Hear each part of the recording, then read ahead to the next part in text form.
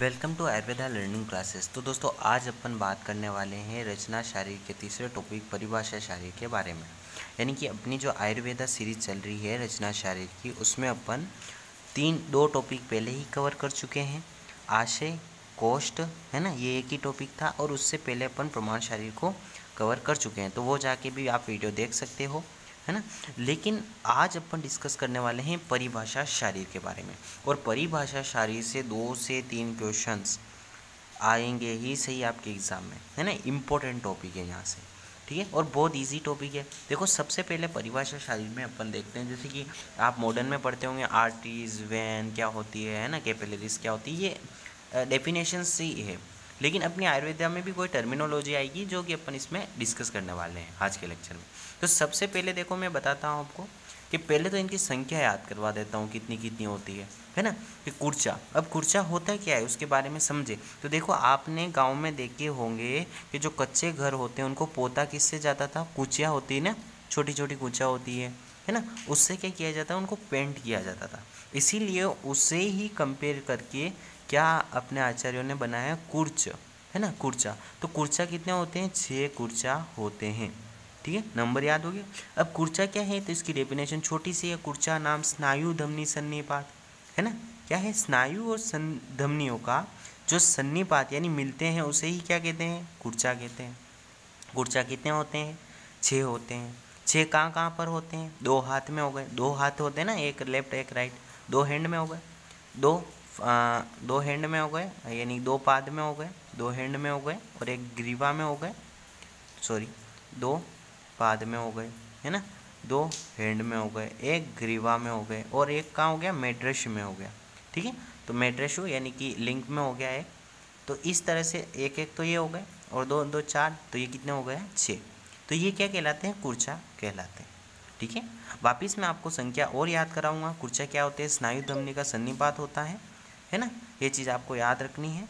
और सॉरी, तो देखो इसमें क्या है कि वापस कुर्चा के बाद आता है कंडरा।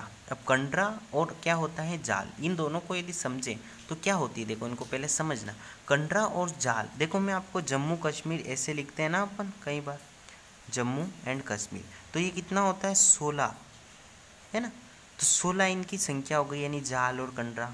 जम्मू कश्मीर कितना, 16 है, ठीक है। जम्मू कश्मीर में 16 आदमी 6 जगह क्या लगाते हैं, झाड़ू लगाते हैं, किसकी सहायता से, कुर्चा की सहायता से। याद हो गया, जम्मू कश्मीर यानी जे के मतलब जे से जाल, के से कंडरा, कितना है, 16 आदमी क्या लगाते हैं वहाँ पर, झाड़ू लगाते हैं 6 जगह पर, किससे, कुर्चा से। समझ में आ गया, कुचे होते हैं ना छोटे छोटे, उनसे क्या लगाते हैं 6 जगह पर, तो 6 क्या हो गए, कुर्चा हो गए। और जम्मू कश्मीर क्या हो गए, 16 लोग लगाते हैं, तो जेके में क्या हो गया, 16 क्या हो गया, जाल, और कंडरा क्या हो गई, 16 संख्या में हो गई। याद हो गया। इस तरह से आपको क्या लॉन्ग टाइम तक चीज़ें याद रहेगी। देखो कंडरा क्या होती है, तो शोणश कंडरा होती है, यानी 16 कंडराएँ होती है। कहाँ कहाँ पर होती है, 4 पाँव में, 4 हाथ में, 4 ग्रीवा में, 4 पृष्ठ यानी पीछे की साइड में होती है। तो ये टोटल कितनी हो जाती है, 16 हो जाती है। अब इसकी डेफिनेशन अपन पढ़ते हैं, मध्यम स्नायु यानी बड़े स्नायु को प्रोक्ता कंडरा कहते हैं। क्या कहते हैं, कंडरा कहते हैं, जो क्या करती है, प्रसारण आकुंचनम, क्या करती है, प्रसारण और आकुंचन करने का काम करती हैं। दृष्टतांसाम प्रयोजनम, क्या प्रयोजन है, प्रसारण और आकुंचन का इसका प्रयोजन है, किसका, कंडरा का। तो ये कोटेशन आपको याद होना चाहिए, महंतम स्नायु प्रोक्ता कंडरा, प्रसारण आकुंचनम दृष्टम तांसाम प्रयोजनम, ठीक है। बड़ी स्नायु को क्या कहते हैं, कंडरा कहते हैं, जो अंगों का संकुचन और विस्तार करती है। ये चीज़ आपको क्लियर हो गई, संख्या भी क्लियर हो गई होगी, है ना। तो ये चीज़ भी आप ध्यान रख सकते हो। और दूसरी बात ये लिख रहा, वृत्तास्तु कंडरा यानी गोल स्नायु को क्या कहते हैं, कंडरा कहते हैं, ठीक है। ये आपको पढ़ा दिया। अब देखो यहाँ पर जाल क्या होते हैं, देखो जाल क्या होते हैं, आपने देखी होगी कि अपन टेनिस खेलते हैं तो वहाँ पर एक जाल लगा होता है ना, फुटबॉल खेलते हैं वहाँ भी लगा होता है, तो इसी तरह। तो ये क्या हो गई, जाल हो गई। तो ये जाल किसका है, अपन आयुर्वेद में समझे तो जाल शरीर के जहाँ पर मांस हो गया, सीरा हो गई, स्नायु हो गया, अस्थि, है ना, ऐसे आकर ये क्या हो जाते हैं, जैसे इधर से एक बोन निकली, इधर से कोई आर्टरी निकल गई, है ना, इधर से कोई स्नायु चला गया, एक जाल की फॉर्म में बना कि नहीं बना, बन गया ना। तो ये क्या कहलाते हैं, जाल कहलाते हैं।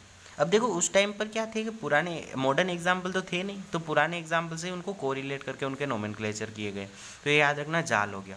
क्या कहलाता है, जहाँ पर मांस, शिरा, स्नायु, अस्थि सम्मिलित होकर एकत्रित कर एक जाल बना देते हैं, है ना। अब देखो इसमें आगे क्या कह रहा है, ये मांस शिरा स्नायु अस्थि आपस में इस तरह अनुप्रविष्ट होते हैं यानी मिलते हैं कि इनके संयोग से वह स्थान छिद्रित हो जाता है, जैसे कि ऐसे छिद्र बन जाते हैं बीच बीच में, जैसे ये छिद्र बन गया, ये बन गया, तो ये क्या कहलाता है, जाल कहलाता है। संख्या कितनी होती है, 16। सेम बताया था ना मैंने, JK यानी जम्मू कश्मीर, है ना, कितने आदमी, 16 आदमी। क्या लगाते हैं वहाँ पर, झाड़ू लगाते हैं, 6 जगह पर झाड़ू लगाते हैं, तो कुर्चा से लगाते हैं तो कुर्चा से हो गई, और जम्मू कश्मीर 16 हो गई, तो 16 संख्या में हो गई, है ना। देखो 2 जगह होती है, मणिबंध और गुल। मणिबंध जो रिस्ट है और एंकल जॉइंट में 4-4, दो एक तरफ 4 होते हैं, 2-2 हो गई ना, 2 पाँव होते हैं, 2 हाथ होते हैं, तो 4-4 कितनी हो गई, एक में ऊपर हैंड में 8 और पाँव में 8, तो कितने हो गई, 16 हो गई। ठीक है, इस तरह आपकी ये जो है वो कंप्लीट हुआ। अब देख तो अस्थि संघात और अस्थि सीमंत देखते हैं, क्या देखेंगे अपन, अस्थि संघात और अस्थि सीमंत देखते हैं। तो देखो अस्थि जो संघात है वो यदि आप समझोगे तो क्या होगा, यहाँ पर जैसे 2 या 2 से अधिक अस्थियों की संयोग, जैसे कोई जॉइंट बन रहा है, ये ऊपर से फीमर है, ये नीचे से टिबिया फिबुला आ गई, ये बीच में पटेला आ गई, है ना, तो ये संयोग हो रहा कि नहीं हो रहा, ये यहाँ पर संयोग हो रहा कि नहीं हो रहा, ऊपर से एक नीचे से दो बोन है, बीच में पटेला है, इनका संयोग हुआ कि नहीं हुआ, यूँ बताओ, हुआ ना। तो ये संघात, संघात से याद रखना, संयोग, अस्थियों का संयोग क्या कहलाता है, अस्थि संघात कहलाता है। ठीक है, और अस्थि सीमंत यानी कि ये बोन है और इसका ये सीमा का अंत है ना। इसी तरह कोई दूसरी बोन भी यहाँ आ रही होगी, उसका भी सीमा का अंत यहाँ हो रहा, यहाँ पर ऊपर पटेला हो गया, उसका भी सीमा का अंत हो रहा है ना। तो इस तरह ये कॉम्बिनेशन होता है 2 या 2 से अस्थियों का, जो सीमा का अंत होता है सीमांत कहलाता है, अस्थि सीमंत कहलाता है। अब इनकी संख्या कितनी होती है, दोनों में 14-14, क्या याद रखोगे, 14-14 संख्या होती है। अब देखो मैं नीचे से चलता हूँ, एक पाँव बनाया मैंने, है ना, और एक तरफ मैंने हाथ बनाया, तो एक हाथ में क्या, ये फिंगर्स हो गई, तो यहाँ पर एक जॉइंट हो गया, यहाँ पर बीच में एक जॉइंट और यहाँ पर एक जॉइंट, इसको क्या बोलेंगे, कक्षा, है ना, इसको कक्षा बोलते हैं कि नहीं बोलते हैं, है ना।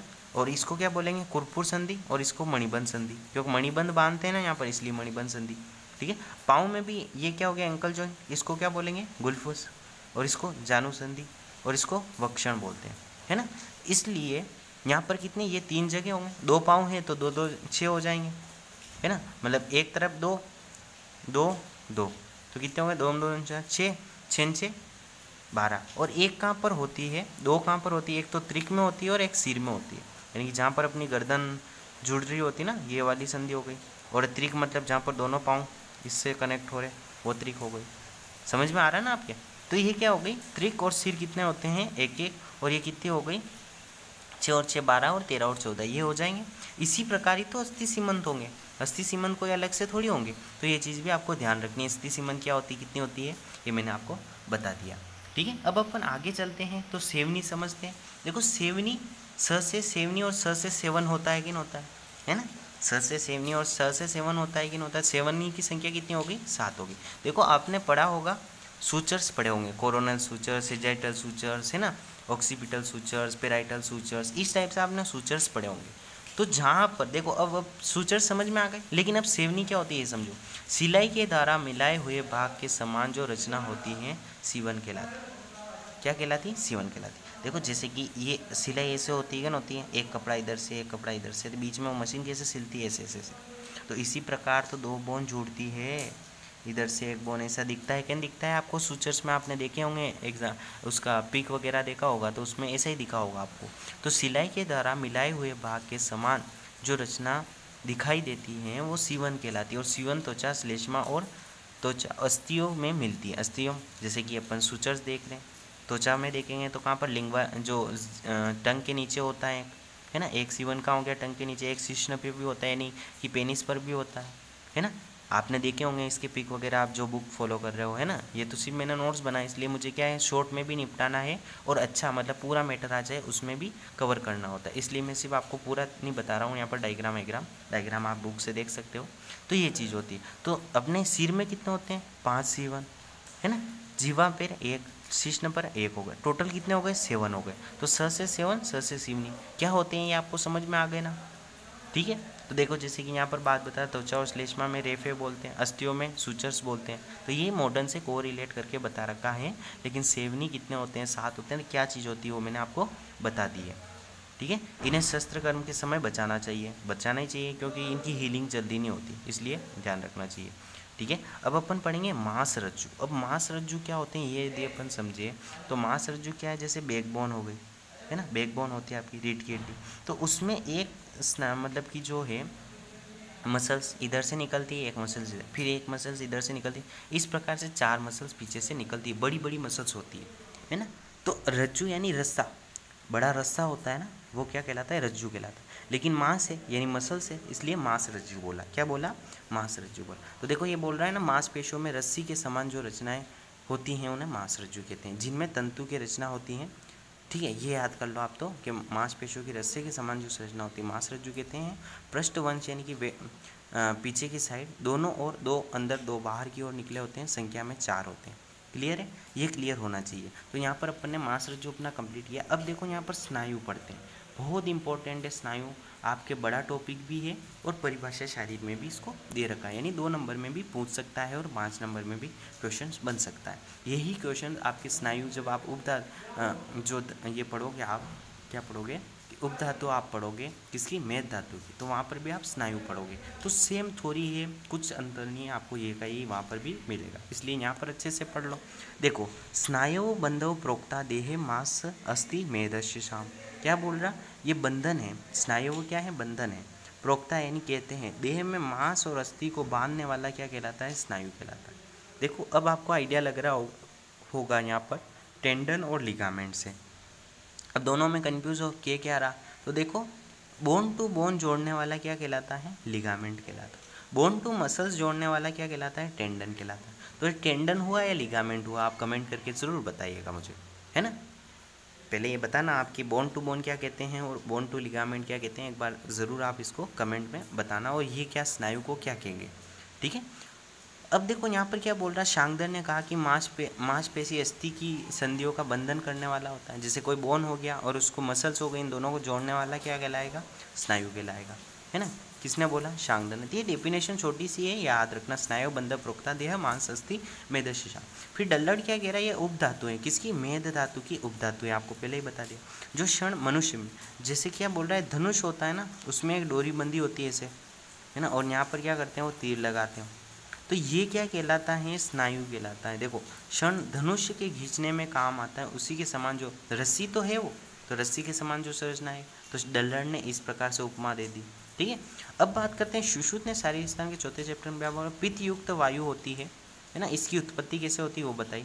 तो पित्त युक्त वायु मेद का स्नेह भाग पृथक करके मांस को शिरा और स्नायु में परिवर्तित कर देती। किसमें जो वायु है, गर्म वायु यानी पित्त युक्त वायु है, मेद को, है ना, यहाँ पर को है, मेद को स्नेह भाग पृथक करके, मेद में स्नेह भाग को पृथक करके मांस और शिराओं और स्नायु में परिवर्तित कर देती है, ठीक है। तो मांस, शिरा और स्नायु कैसे बनते हैं, ये आपकी उत्पत्ति में बता दिया है।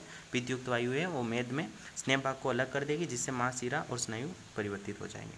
अब देखो यहाँ पर एक बहुत ही इंपॉर्टेंट है स्नायु में, इनकी संख्या कितनी होती है। तो देखो स्नायु लिखते वक्त, है ना, जब स्नायु लिखते हैं तो देखो ये नो टाइप दिख रहा है, क्या देख रहा है, जो ऊ की मात्रा होती है उसको यदि मैं ऐसे घुमा दूँ, है ना, ऐसे घुमा दूँ, 9 बनेगा, किन बनेगा, तो यहाँ पर 2 जीरो और लगा दिए, 900 हो गए, किन हो गए संख्या में। तो इसीलिए याद रखना स्नायु की संख्या कितनी होती है, 900 होती है। कहाँ कहाँ पर होती है, शाखा यानी कि हाथ पैर में 600 होती है, कोष्ठ में 230 होती है और ग्रीवा में 70 होती है।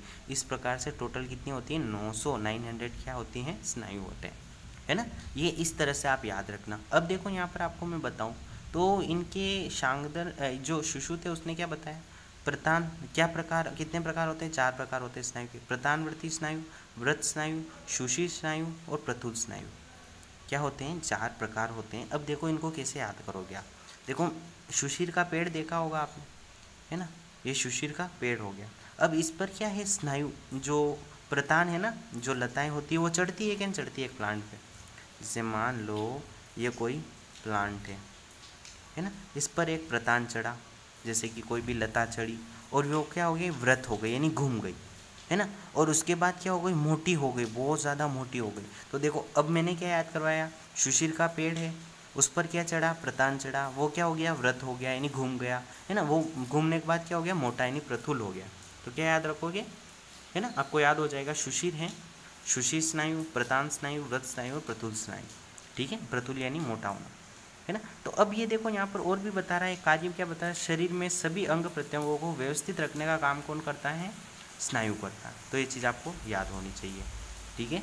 अब प्रथुल में क्या बोल रहा है, प्रथुल स्नायु पार्श्व उर पृष्ठ सिर में होते हैं, जो चौड़े चौड़े होते हैं ना वो पार्श्व उर पृष्ठ में ही होते हैं। और सुशिर में, सुशिर स्नायु पक्वाशय आमाशय और मूत्राशय में होते हैं, ठीक है। जिस प्रकार से अपन और भी आगे देखें इसके बारे में, तो देखो यहाँ पर स्नायु बहुत बड़ा टॉपिक होता है। तो देखो मैंने जो चीज़ें डिस्कस कर ली वो जल्दी से बता देता हूँ कि इसकी परिभाषा की बात करें तो स्नायु शरीरगत सेहत सूत्रमय उधातु हैं जो संधि और मांसपेशियों को बंधन में काम आती है, ठीक है। ये सारी बात कर चुके हैं। स्नायु का स्वरूप सूत्रमय होता है और संधि बंधन में सहायक होते हैं एवं शिवम में कार्य में भी आता है। उत्पत्ति की बात करें, जो सिराएं होती हैं उनमें मेद का स्नेह भाग को प्राप्त कर लेती हैं और वे पक कर स्नायु के रूप में हो जाती है, क्योंकि सिरा और स्नायु में इतना ही अंतर होता है। देखो यहाँ पर क्या कह रहा है कि ये सिरा और स्नायु में सिर्फ इतना सा अंतर है कि सिराओं का पाक मृदु होता है जबकि स्नायु का पाक खर होता है ना। स्नायु क्या है, मेद से उत्पन्न होती है, पहले ही बात कर चुके हैं। कितनी संख्या होती है, 900 होती है। कितने प्रकार होते हैं, 4 प्रकार होते हैं। सुशिर स्नायु, सुशिर पेड़ है, उसमें क्या हुआ, प्रतान चढ़ा और क्या हो गया, व्रत होकर प्रतुल हो गया। तो सुशिर स्नायु, प्रतान स्नायु, व्रत स्नायु और प्रतुल स्नायु हो गए, ये ध्यान रखना। अब प्रतान स्नायु कहाँ पर होता है कि शाखाओं में होता है और संधियों में होता है। और व्रत स्नायु कहाँ पर होता है कि और जितने भी गोल स्नायु होते हैं है ना उनमें होगा। प्रतुल स्नायु कितने कहाँ पर होगा, तो जितने चौड़े और पार्श्व प्रदेश में छाती पे हो गए, पीठ पे हो गए, शीर पर हो गया है ना, उरर पृष्ठ में हो गए। ये सुशिर स्नायु आमाशय, पक्वाशय और अंत भाग में हो गए। तो ये चीज़ आपको याद रखनी है। फिर स्नायु के कार्य क्या है, तो उपमा दे रखी, जिस प्रकार से नाव लकड़ियों से बनकर बनी होती है, तो लकड़ियों को यदि रस्सियों से बांध दिया जाता है तो वो नाव क्या हो जाती है, स्थायी हो जाती है ना, तैरने लायक हो जाती है। तो उसी प्रकार अपनी बॉडी में भी अंग प्रत्यंग है, यदि उनमें स्नायु आ जाते हैं तो वो अंग प्रत्यंग सभी सुव्यवस्थित हो जाते हैं। ये यहाँ पर उपमा बता रहा है, ठीक है।